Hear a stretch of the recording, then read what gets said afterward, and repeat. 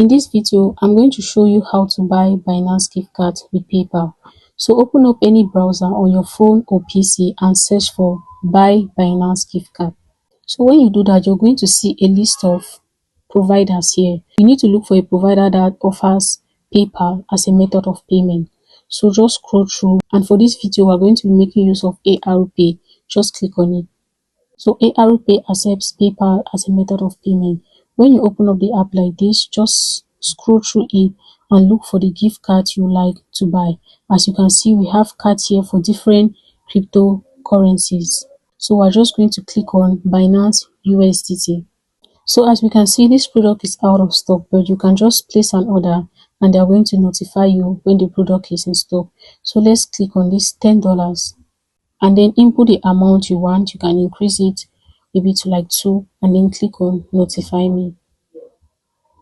You're just going to enter your email right here and send, so that when the product is available in stock, you're going to be notified.